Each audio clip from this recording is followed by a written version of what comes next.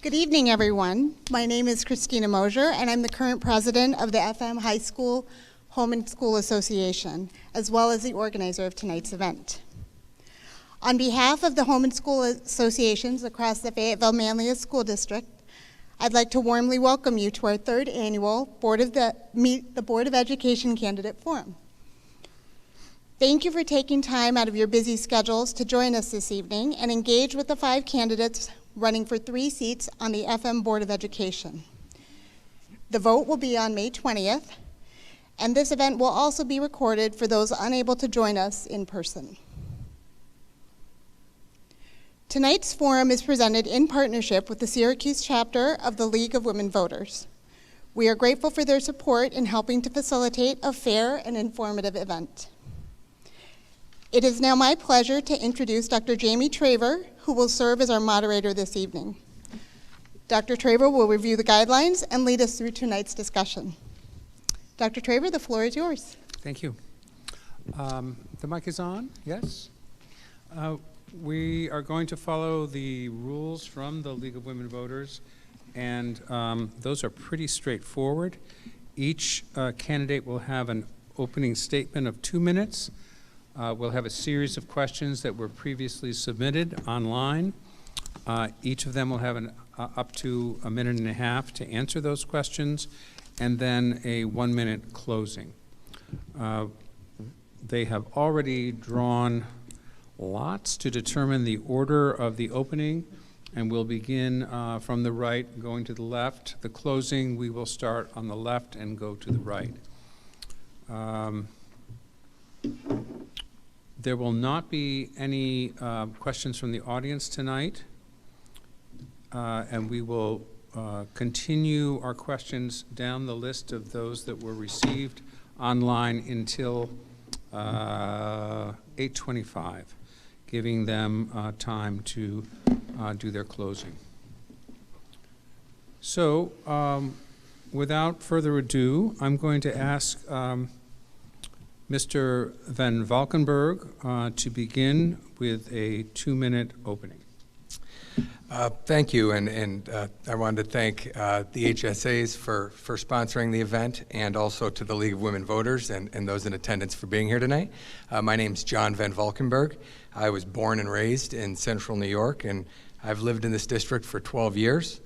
I have 2 kids in the district.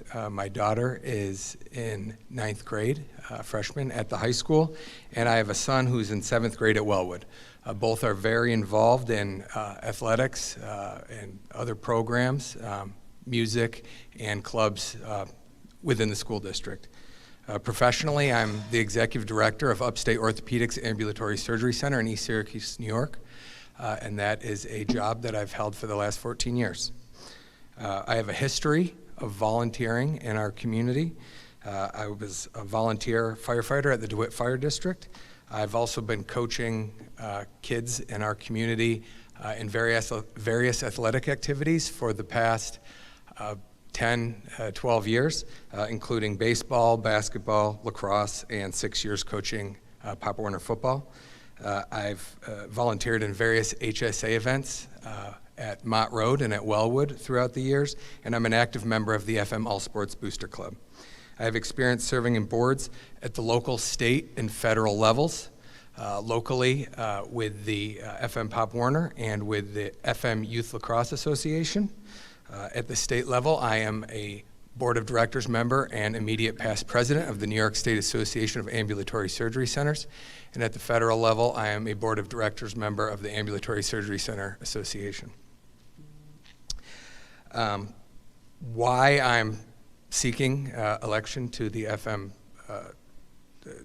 Board of Education is because I seek how I can best serve our community in volunteering to support our community, and particularly to support our youth in the community, and trying to find ways where I can utilize my skills and my passion for volunteering, and particularly serving, again, our community and our kids.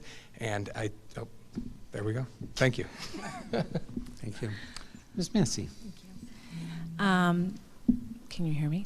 My name is Angelique Massey. I am wanted to also reiterate thanks to all of the HSAs, the League of Women Voters, and all of the attendees that have joined us this evening. I moved here in 2019 with my family. I have 2 children in the district. One is a sophomore at the high school and a 7th grader in Eagle Hill. I've served in a variety of volunteer roles in the community in the larger Onondaga County. When we moved here, I was a volunteer at Enders Road, and I've been the Eagle Hill Home and School Association president for the last 3 years.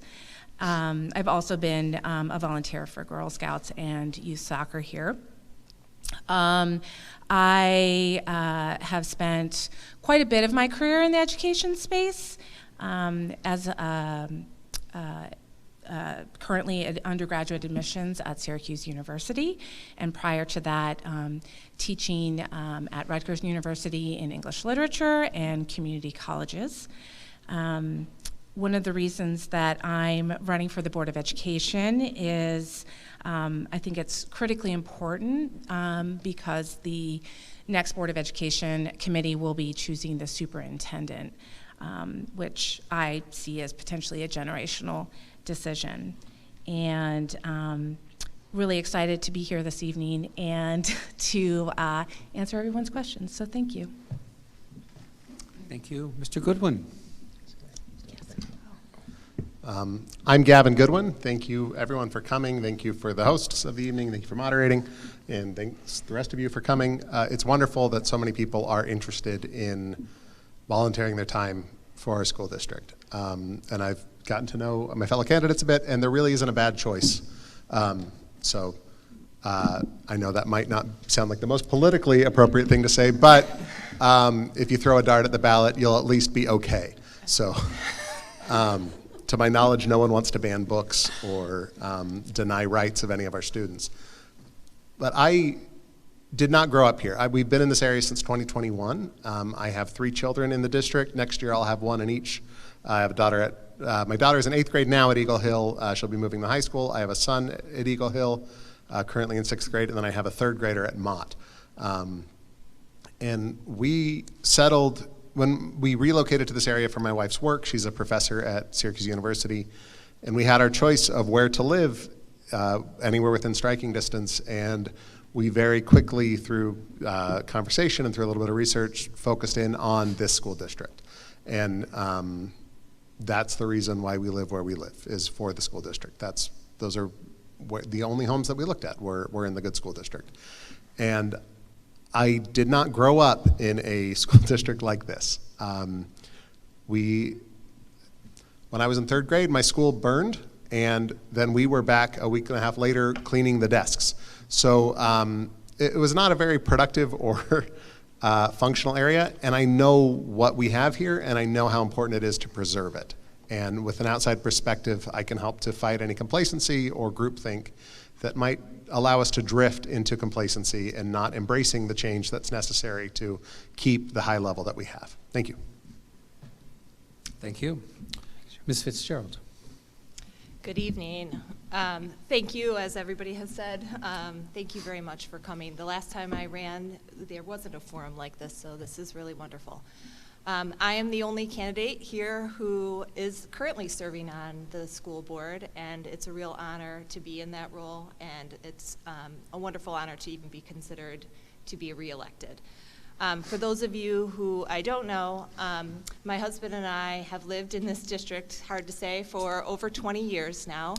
And I think it's of note that at least a decade of that was before we even had any school-aged kids.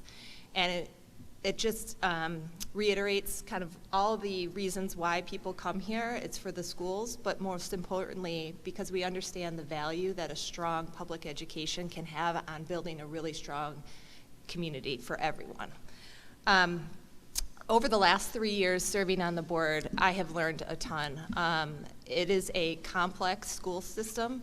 New York State public school systems are complicated.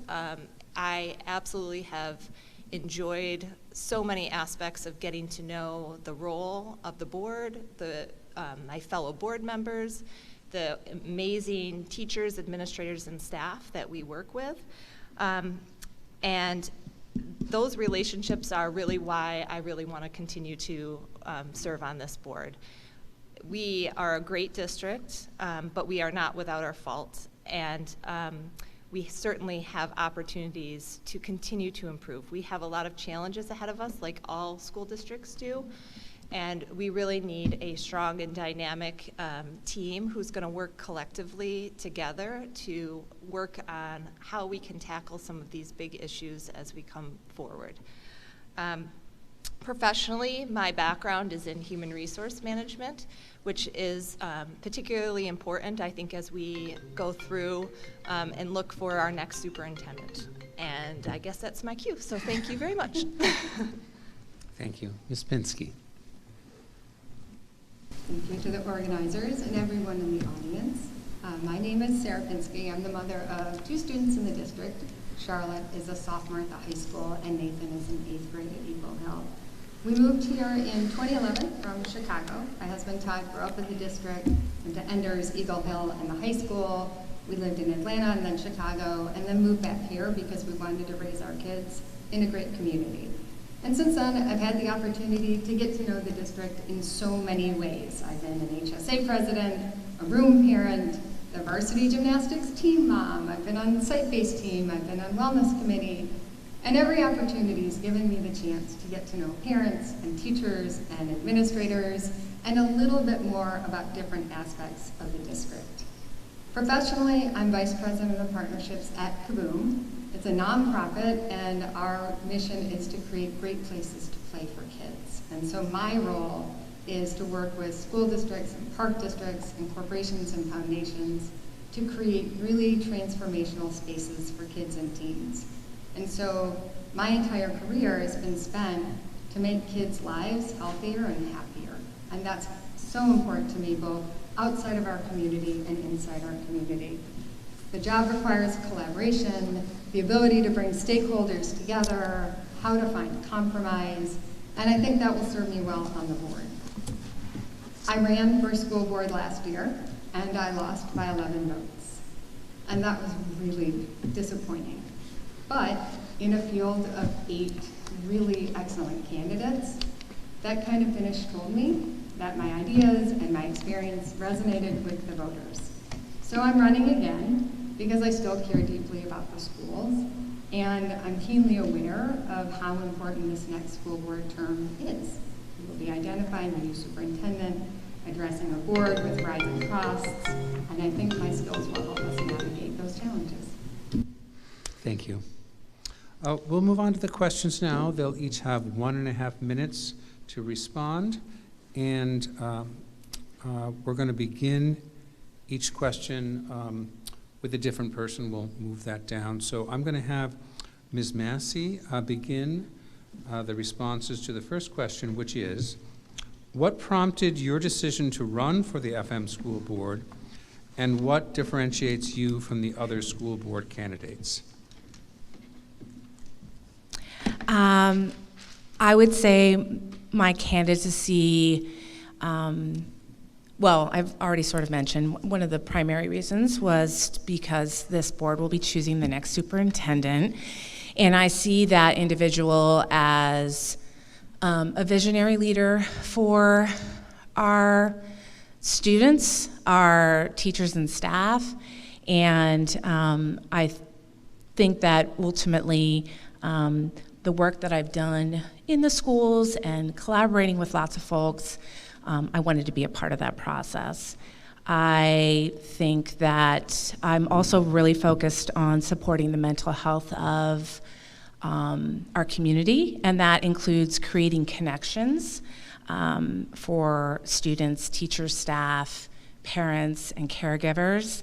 And I think I'm also, because of my past experiences in education and My experiences as a young person, my father is a retired Marine, so I was able to experience lots of different school districts and often the disparities amongst those.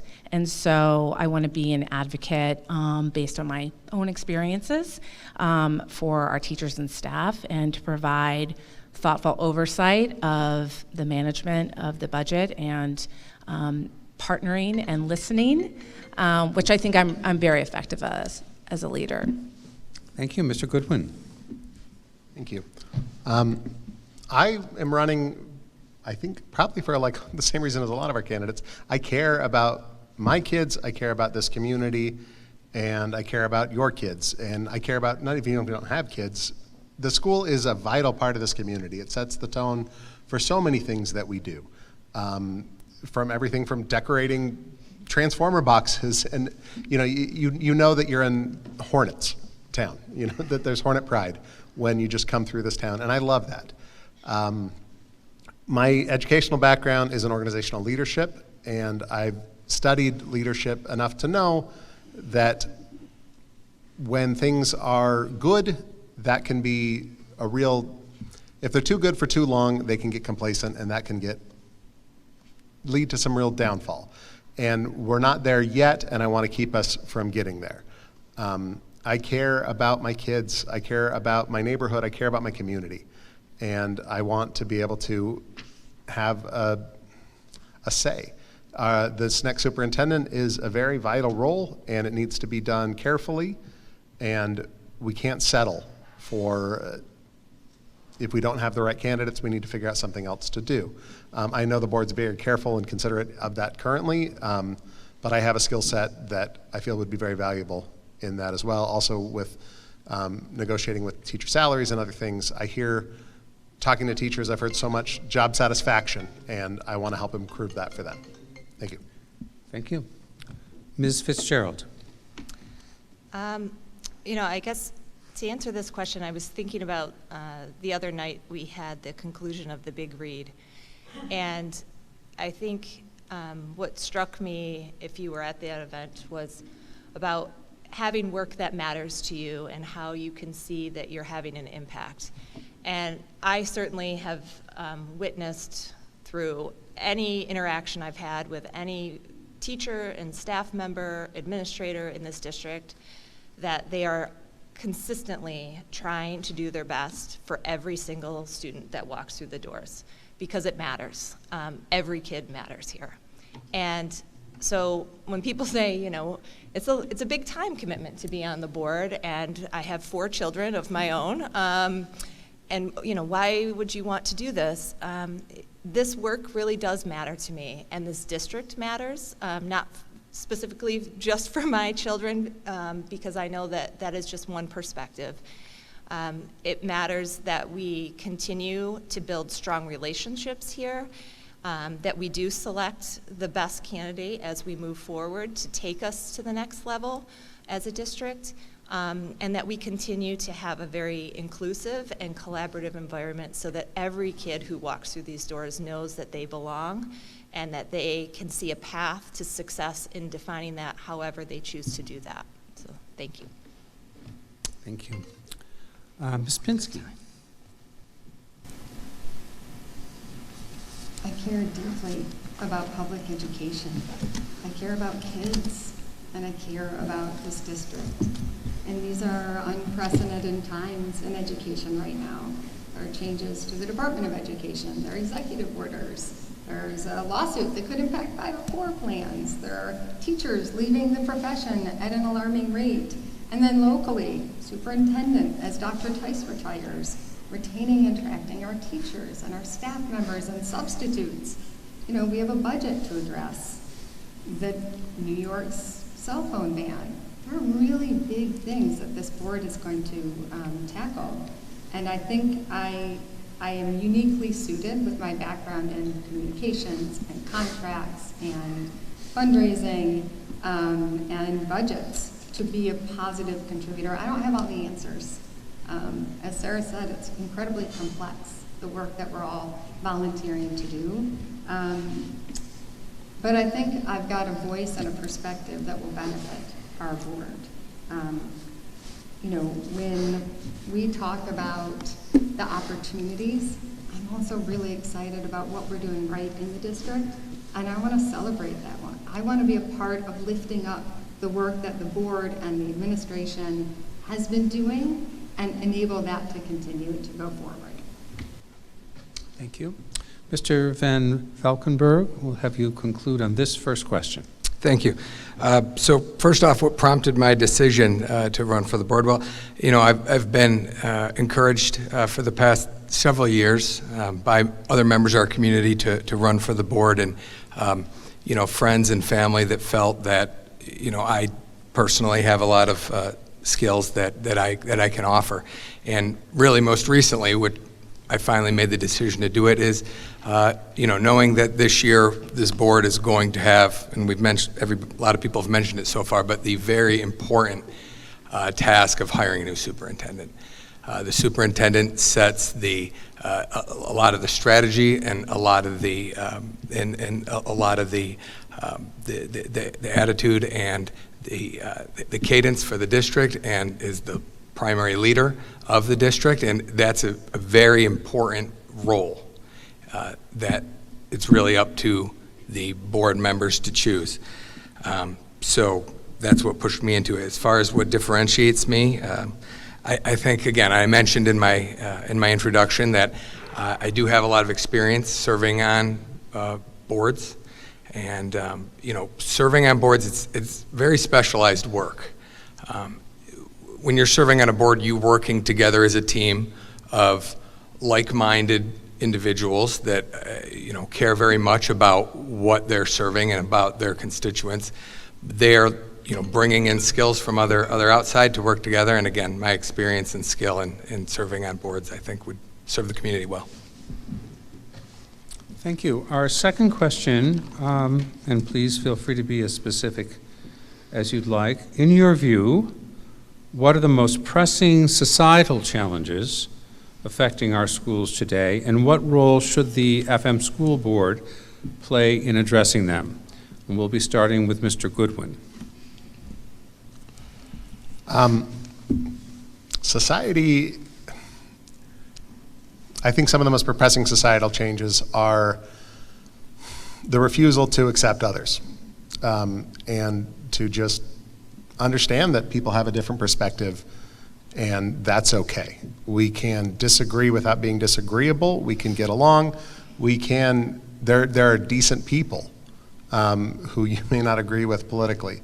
And as the school is so influential in this community, if we can, the board, can set a standard for kindness, for inclusion, for high standards, definitely. But for allowing our students and our faculty and our staff and volunteers and others to feel welcome here is a vital piece of that. Unfortunately, there's too many people in our country right now who don't feel welcome in their community. And that saddens me. And I am welcome in this community, my children are welcome in this community, and I want everyone else who wants to be a part of this community to feel welcome in this community, and the school board really can help to set the tone and the standard for that. Thank you. Thank you. Ms. Fitzgerald. Thank you.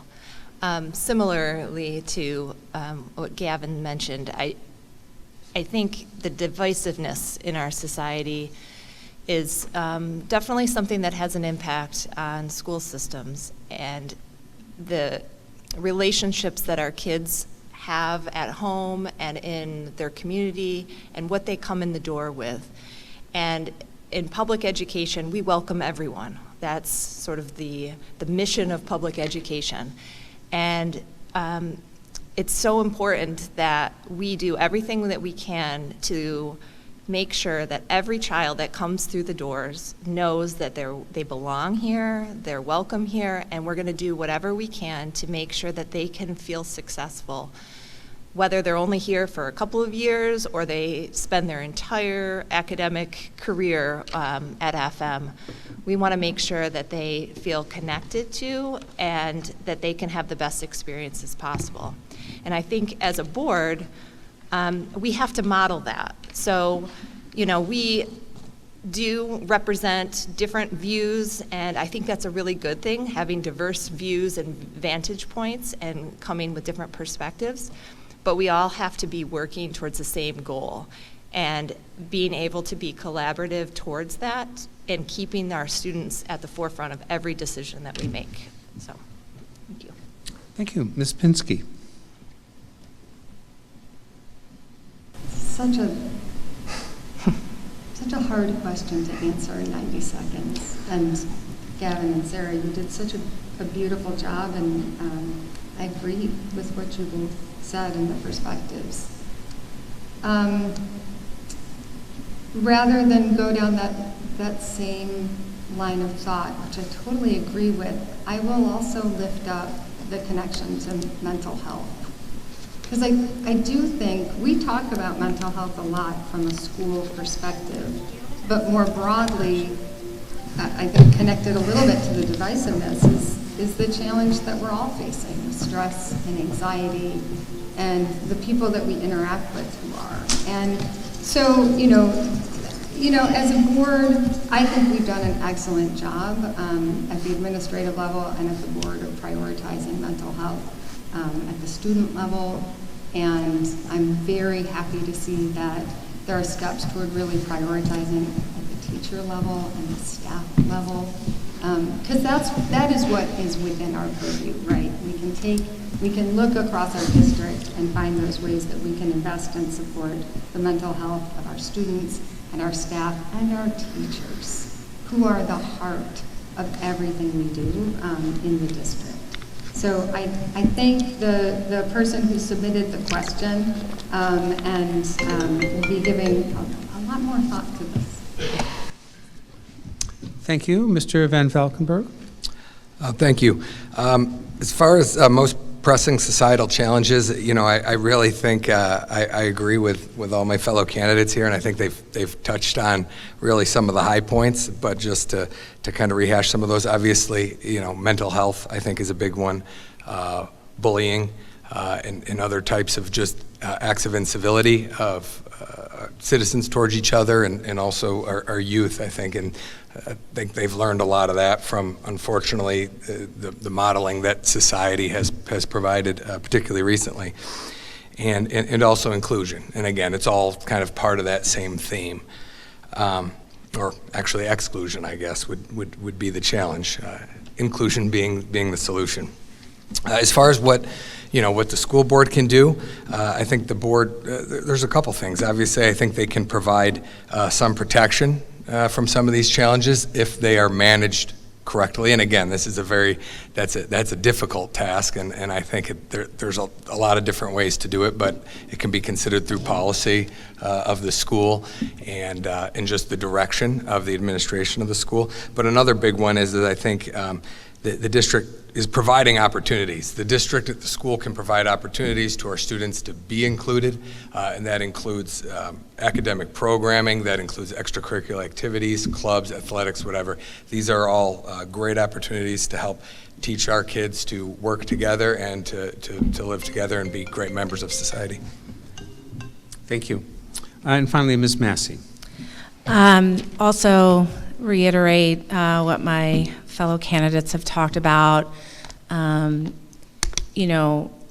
celebrating diversity, equity, and inclusion, considering the funding implications that are happening at the Department of Education on a federal level, what that means at a state level, what that trickles down to at a local level, the financial implications that our families in our community are facing as parents and caregivers are losing their jobs, and what the impact is on their children, those that are in their care. And I guess the thing that I would add, and I have talked about this before, is the partnership that I see as a parent that I have with the teachers who are working with me, with my children in the schools, and I think about the myriad of issues that they're also going to be facing with these kind of challenges. I mean, obviously we have school safety, we have a bell-to-bell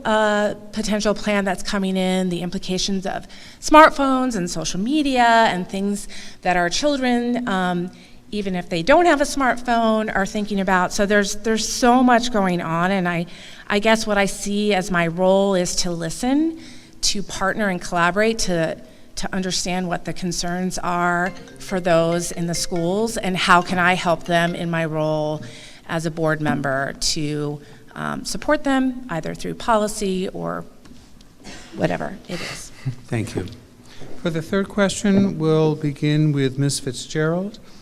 The writer asks, given recent executive orders, how would you, if elected to the school board, approach potential revisions to FM school districts' discipline and equity policies?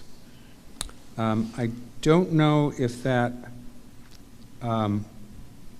referred to diversity, equity, and inclusion policies, but it was written as discipline and equity policies. Well, I would also probably interpret that as meaning maybe diversity, equity, and inclusion. So I guess I'll try to talk about both and not knowing what the question meant exactly. But so within education, DEI is not something that's new. That's not a term that's just suddenly showed up, and we have been using it just to get a flashy spot on our website. Anybody who's been in education understands that it's core to making sure that every child is successful.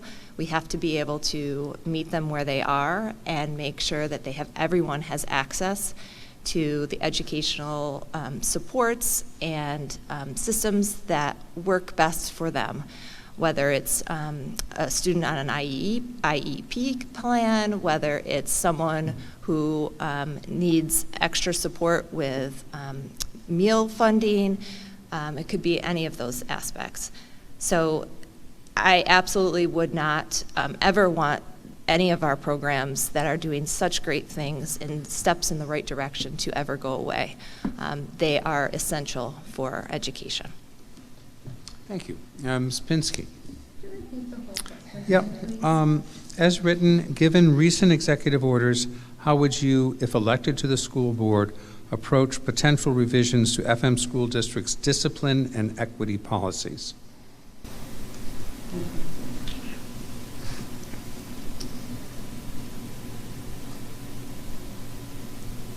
I think diversity is critical to a great education. I think diversity in the people around you, the people in front of you, the material in front of you, the material you have access to. I'm not naive. I understand that there are executive orders, there are pressures for districts to comply or make changes. What I stand for is inclusion. Diversity, equity, inclusion, and belonging. That's not a thing that you throw around to me. That is a part of who I am and what I believe in. And so as a board, I'm proud that we have a statement supporting diversity, equity, inclusion. I love that it talks about students feeling welcome, teachers feeling welcomed.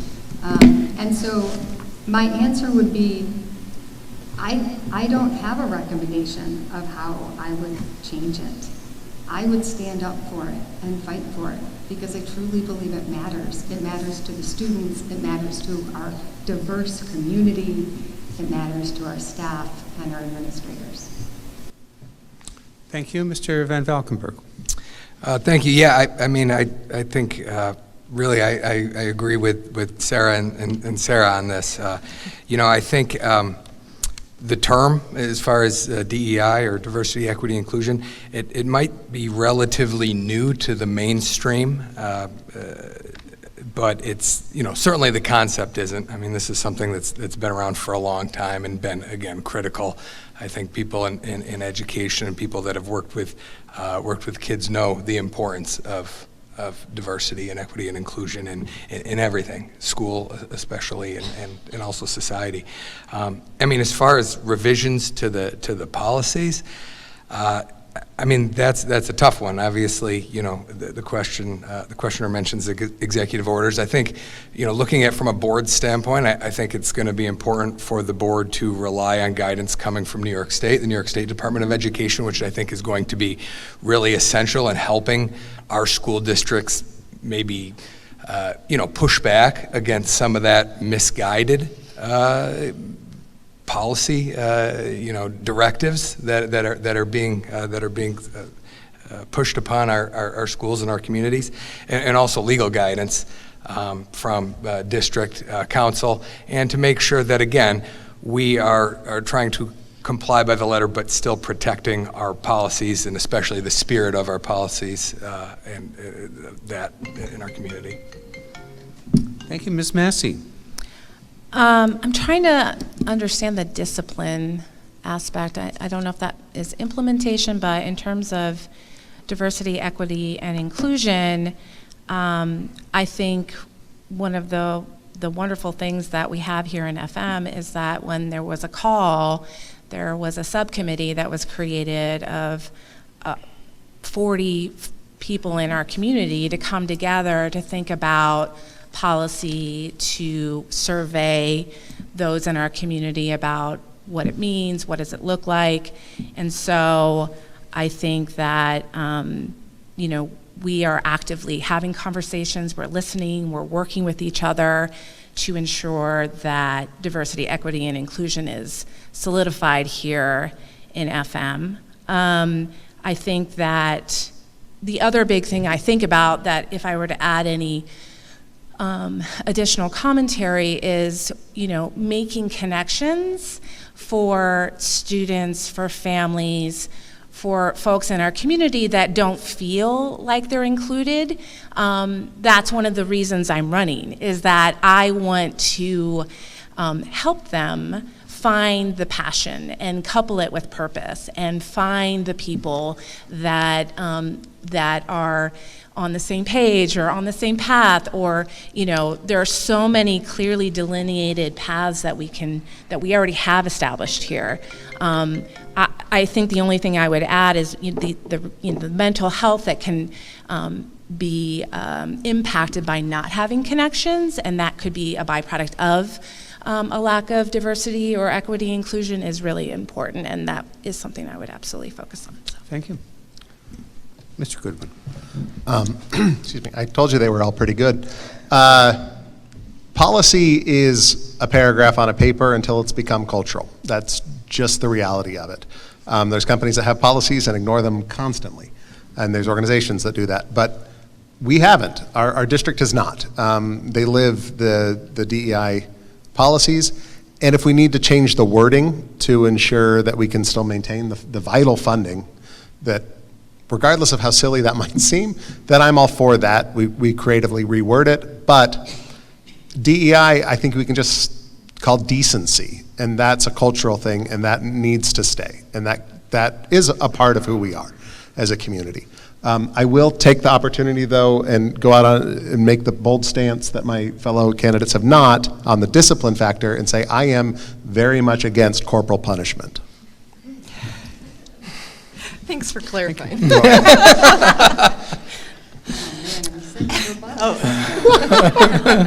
The fourth question, and we'll begin with Ms. Pinsky, is, as the board prepares to select a new superintendent, how would you ensure that the process reflects community input, and what leadership qualities would you prioritize in a candidate?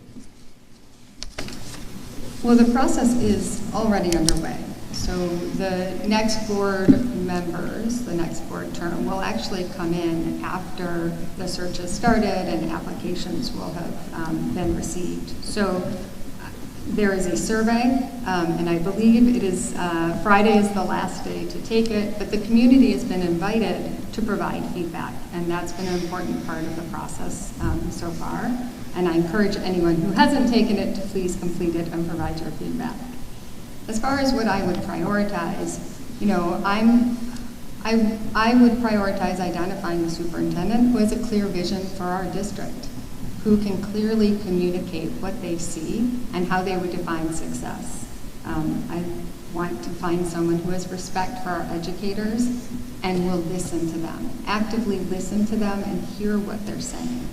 You know, a superintendent, especially of a district like ours, has to be prepared to be the face of our district. They are representing us in all facets, and that is interacting with parents and stakeholders, local community organizations, and students. And that ability to communicate with different audiences and in different ways is critical. Someone with executive experience, someone with superintendent experience. You know, I'm describing these things I would prioritize, but also want to caution folks, there aren't a lot of candidates. And Gavin, I think, referenced not wanting to settle, and I think that's a really important part of the process for us. Thank you. Mr. Van Valkenburg. Could you repeat the question? Yes. What was the first part? As the board prepares to select a new superintendent, how would you ensure the process reflects community input? And what leadership qualities would you prioritize in a candidate? Thank you. So as far as community input, you know, like Sarah mentioned, the board has put out a survey to the community. I don't know what the participation has been so far. I know I submitted my survey as far as what I felt was important in selecting, but I think certainly soliciting input from the community, which obviously we already have. I think as the selection process proceeds, I think there may be some opportunities to solicit more community input, and that includes not just those out there in the community, but also other you know, the students and also particularly the teachers and the staff in our districts and other leadership within the administration, principals at the schools. As far as, you know, what, you know, characteristics or what qualities for a new superintendent, you know, I think one thing that's really important in a superintendent is community engagement and being vested in our schools and in the community. And that can come in a lot of different forms, partially as, you know, being accessible, but also being visible. You know, again, I know it's a busy job and, you know, there's a lot of activities going on in the school and the superintendent doesn't have time to go to every game and every play and every concert. But I do think it is important that the community sees the superintendent and the students see the superintendent and the staff sees the superintendent present at those types of events and also throughout the schools and not just in the district office. Thank you. Ms. Massey. I'm going to reiterate quite a few things that everyone already said. I think it's important to have a vision, a strong vision, a visionary, someone that is authentic and approaches the position with that authenticity, is visible, is willing to listen and have open communication with all of their constituents. I think leadership is obviously important, and I think that, you know, I'm trying to think of other things that I can add, but I feel like it's a person with strong relationship management skills. I mean, one of the things that I've talked to a few people about is, you know, seeing the person out in the community, going to all of the events, art, sports, music, really having an investment in all the different paths here at FM is really important. And I think that, you know, a community builder is integral to the role because there's so much I think that the person has charge, they're the CEO of the district, so they're not only just managing people, but they're building relationships, so you can have ideas and put them into positive action. So I think that's also a really important quality to have as a superintendent. Thank you, Mr. Goodwin. What I would like to see as far as community response is just listening and really trying to understand what the community's interests are and balancing that against the realistic options that we have and not settling. You know, if there is no good candidate, then we need to figure something else out. And I just don't know who's applied yet, but I'm optimistic that we will be able to find an excellent candidate. I would like to see someone with servant leadership, with transformational leadership skills, somebody who's willing to help and foster a culture of creativity and inclusion and empowerment for everyone who is working in the district, from not just faculty, but staff to lunch staff to groundskeepers. Anybody, if you have a creative idea, be able to feel that you're safe enough to exercise that. And again, we have a great district here, and I want to keep it going. I want it to flourish. And selecting a bad leader can really make that take a real step back, and I know that no one wants to do that. So I'm grateful that the board currently is being very considerate in that, and I would like to use my expertise and help with that search as well. Thank you. And finally, Ms. Fitzgerald. So in terms of the process, yes, we did the survey, and as a next step, we will be conducting focus groups where members of the board will be able to at least listen in to hear some additional feedback directly, which I think is really important to trying to understand a lot of the interests and the passions that come from all different stakeholder groups within our community.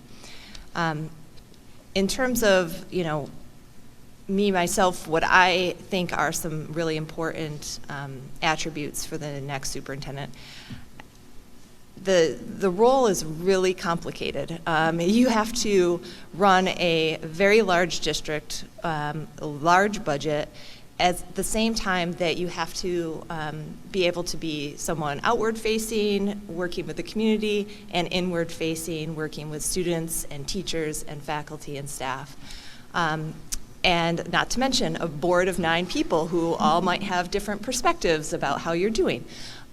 So I think the most important thing is someone who's willing to listen and take advantage of all of the great talent that we have and the skill set and the history that people have within our district that can help influence and inform, and also be willing to take some risks. We need to try new things and show that it's okay to make a mistake. And as long as we can recognize that and show that we can recover and try something new. Thank you. Our 5th question, we'll be beginning with Mr. Van Valkenburg.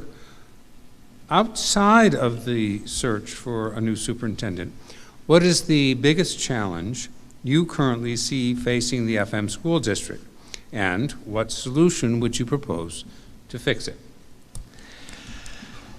So, so I guess I would say probably right now one of the biggest challenges facing the FM school district is not just facing the FM school district, but facing all school districts, and that is outside, threats to funding.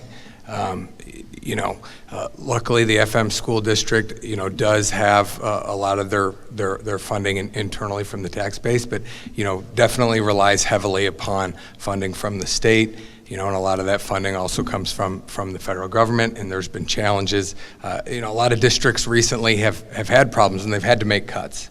And they've had to make cuts to programming, they've had to make cuts to activities, and I think our current board and our current administration has done an excellent job of so far insulating us from some of those things and making sure that those programmings and those jobs and those positions are being protected.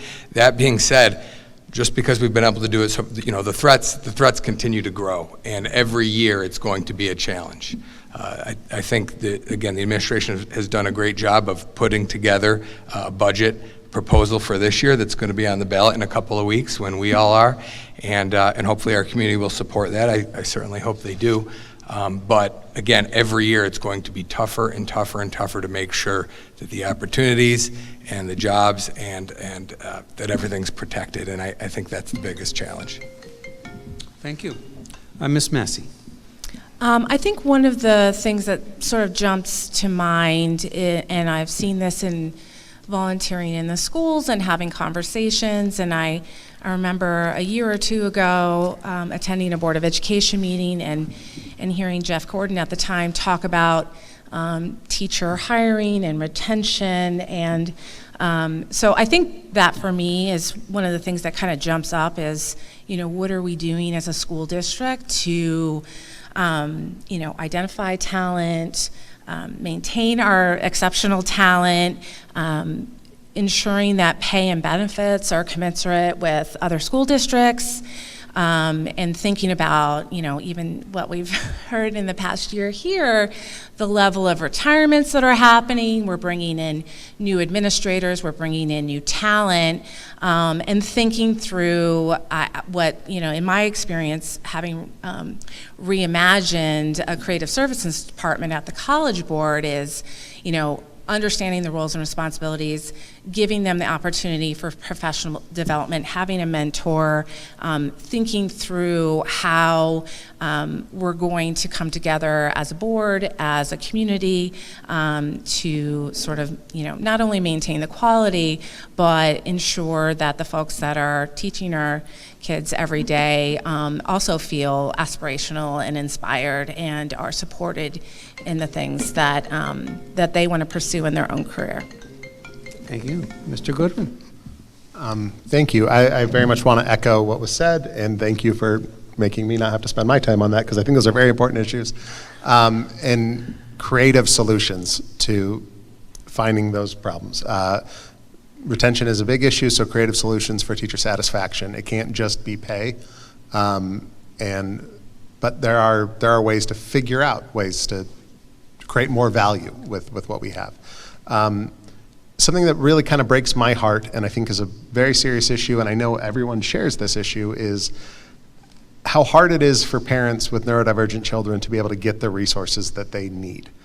I have a neighbor who fights very hard for her children, and I won't name her because I haven't asked her permission, but if you're a teacher and you've worked with neurodivergent children, I'm sure you're aware of her. She fights hard, she advocates hard, and she shouldn't have to. She's doing enough hard work at home. She should be able to trust that she can send her kids on the bus just like we do, and they will get the care that they need. And it's not the teacher's fault. I don't know where it is. I've heard some things, but that needs to change. It's unacceptable that members of our community are not getting the resources that they need when they're there and they're available. And I would like to help see that change. Thank you. Ms. Fitzgerald. I think in addition to the budget challenge, which is very real, I think a big issue that our district has in particular, and I think this is somewhat maybe unique to FM, but not purely unique, is that we need to make sure that we build a strong partnership between family and school.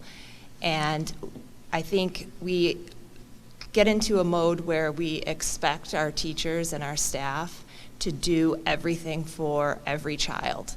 And that's really unfair. And we have to be able to toe that line effectively and balance what can be done at school and what should be done at school, and how parents need to be part of that process and help and support the child from start to finish. We can't keep asking our teachers and our staff to do more and more and more, and we have to be able to draw the line somewhere, and we need a really strong partnership, whether it's things like cell phones and social media. It's a really real problem, but we can't say, oh, the school, you need to fix it. A cell phone ban isn't going to fix that. It is a tool, but it needs to have a really strong partnership with the families and the caregivers and everyone who is involved with raising that child. And so I do think that is a really relevant issue that we do face. Thank you. Ms. Pinsky. I think that the number one pressing issue outside of the superintendent search is the budget. Almost every single issue that you could raise is something we need to address or prioritize connects to our budget. And that, I think, has to be the greatest focus for us. When we talk about mental health, there's an investment that's required. When we talk about our facilities being adequate for instruction, but also setting them up to be 21st century learners and leaders, that requires an investment. Special education, it's not because we don't want to provide greater services. There is funding required to expand services. And you can go down the list. You can look at sports and other activities, and as Angelique mentioned, teacher retention and hiring. But it all comes down to the budget. And I'm not going to sit up here and claim to be an expert in school budgets. Unfortunately, we have a wonderful business services department who will take in the information and will create a draft budget for us. But I think as a board, our responsibility is to look not just at this year's budget, which will be voted on May 20th, or next year's. We have to be looking at the year after that and the year after that, because all of these things that we want to do, that we need to do for our district, for our students and our teachers, they all come down to the budget. Thank you. It is now 8:26, so I'm going to close here the question period and move on to the closing statements. And we're going to begin in reverse order from the opening statements. So, Ms. Pinsky, you will be first. It's hard to think how to wrap up in 1 minute. We've talked a lot about challenges tonight, and they are real. And I do think I have the temperament and the experience to tackle the challenges. But I want to leave you with this. At Kaboom, which is a very playful organization, we have a saying. It is, can do, will do, damn quick, team fit, damn smart. And I apologize for the language, but that sums me up. Can do, will do. I'm confident I can take on the job. Will do, I will do what is asked. There is urgency. We can't deny there is urgency to a lot of the issues we've talked about. Team fit, that is being a part of the board. It is being a collaborative member of the team.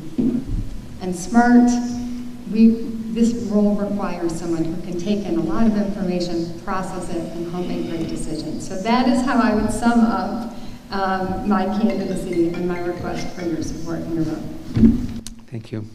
Ms. Fitzgerald. Oh, going this way. Thank you so much for the opportunity. I think what I'd like you guys to take away from meeting me, if this is the first time, is that I will show up. I will come committed to doing my best work every day. I can't tell you that I won't make any mistakes because that would not be true. But I do take accountability, and I try to make sure that everyone who interacts with me feels listened to and heard. And I am a thoughtful leader who can build relationships, who's inclusive and tries to be as collaborative as possible, which I do think weighing decisions from all different parties is a really important attribute of being a good board member. And so I would be honored if you decided to continue to let me serve on this board. Thank you. Thank you. Mr. Goodwin. Thank you. I appreciate you being here. Thank you for caring enough about your community to come tonight. I would very much appreciate your support. And again, there isn't a bad choice on the ballot here. So I'm just going to, in the interest of time, I'll close by paraphrasing a great American: be good, do good, God bless, go Hornets. Oh, no. Still your thoughts? Yes. Oh, no. Thank you. Ms. Massey. I bought green and white shoes, so I think that in itself shows. But why did you buy them? Well, two birds. No, thank you for coming tonight. I think that for those of you I haven't met, you know, I am extremely passionate about being in service of others and our community. And I think when we moved here from California, it was the first thing that I could think to do was to go to an Enders Road HSA meeting, and eventually became the Home and School Association president at Eagle Hill, and have really tried to build partnerships and see myself as the bridge between home and school. So working with our teachers and staff and administrators, and also partnering with families and parents and caregivers to understand their needs, their children's needs, and I can promise you I will listen. I will always do my best, and I will always come ready to work. Thank you. And finally, Mr. Van Valkenburg. Thank you. Again, thanks everybody for being here tonight.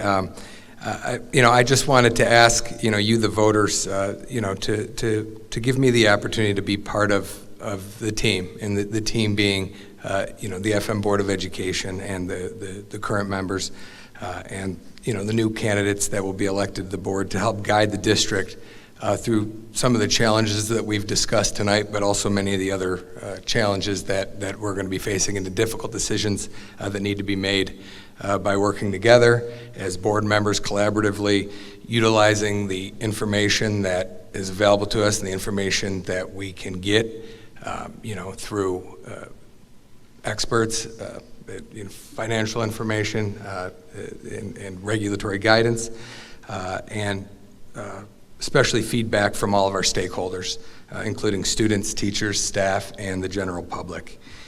And since Gavin stole my Josh Allen line, I can't use that, but It's good enough. You can use it again. no, it is great. It is wonderful. That's why. But anyways, I have a passion for service and a passion for our community, and I hope I get an opportunity to continue to serve the community in this role. Thank you. I want to close just by, again, thanking Christina Mosier for all her work, for doing this, and keeping us right on time.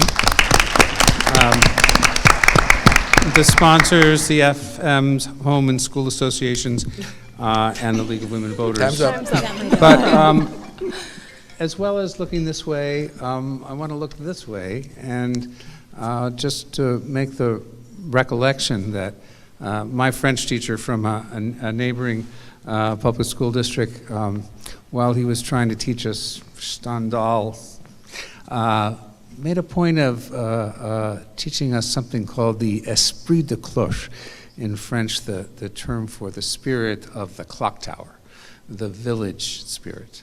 And this is the bedrock and unit of our democracy. So thank all of you for coming, taking advantage of this rare and important privilege to work at this level as well. So thank you. And thank you, Dr. Traver, for being here and for moderating and for the partnership with the League of Women Voters, who ensures that this can be impartial, nonpartisan. Thank you again, all our candidates. Good luck to all of you in your elections, and everybody vote on May 20th, please. And on behalf of the school HSAs, thank you again for participating. For those who will be watching, thank you to Joe, who has been recording this for us, and we will post the video hopefully no later than tomorrow. So that'll be available somewhere public for people to view. So thank you again, everyone. Have a great evening. You're welcome to stay for a few minutes if you wanted to do a meet and greet, but thanks again. Have a good evening.